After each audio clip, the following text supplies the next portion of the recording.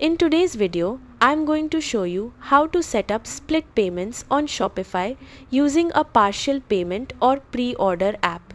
This allows customers to pay a deposit upfront and the remaining balance later. First, log in to your Shopify admin dashboard.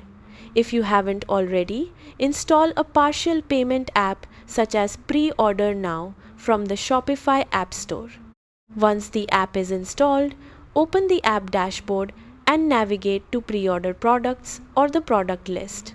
Find the product you want to offer with split payments and click the edit icon. Next, enable custom settings for that product. Look for the partial payment or deposit payment option.